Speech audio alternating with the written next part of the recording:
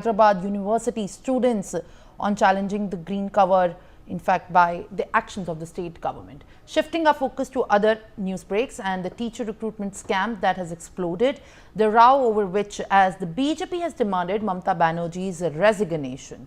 BJP Lok Sabha MP Sambit Patra has said that everyone is aware about what is happening in West Bengal and the entire world has witnessed the corruption that is there.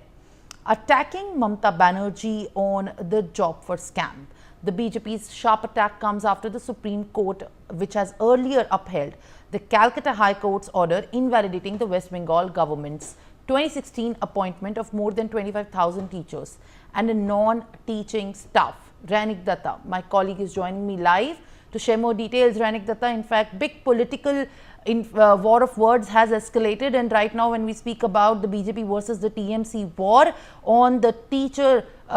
job scam that has exploded after the Supreme Court ruling, what has in fact happened in the ruling and what has the judge stated after the order?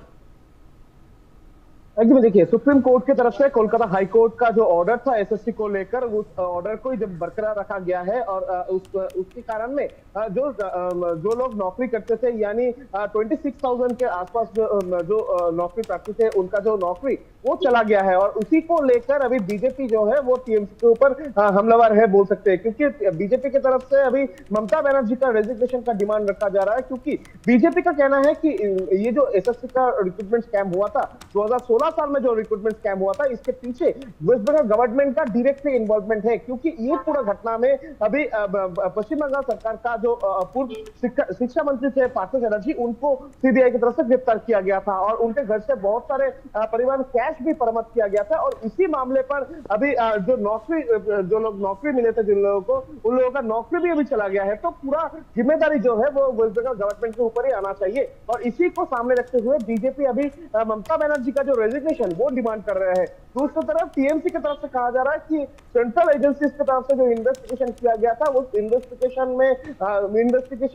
सही नहीं हुआ था, investigation पक्षपात हुआ था और इसी कारण में इस तरीके का जो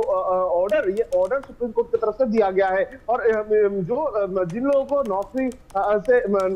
जिस लोगों को चला गया, उन लोगों के साथ वेस्ट बंगाल गवर्नमेंट खड़ा है, ऐसा ममता बनर्जी की तरफ से कहा गया है और इसी को लेकर अभी बीजेपी जो है वो टीएमसी के ऊपर हमलावर है। बीजेपी की तरफ से दावा किया जा रहा है कि ममता बनर्जी के रहते हुए जिस तरीके से ये एसएससी का स्कैम सामने आया था और जिस तरीके से सीबीआई इन्वेस्टिगेशन में इस स्कैम को लेकर खुलासा हुआ था, उसमें पूरा जिम्मेदारी जो है वो वेस्ट बंगाल गवर्नमेंट के ऊपर ही आता है, क्योंकि ये पूरा स्कैम पे जिस तरीके से वेस्ट बंगाल का मिनिस्टर शामिल थे, वेस्ट बंगाल का एमएलए एमपी भी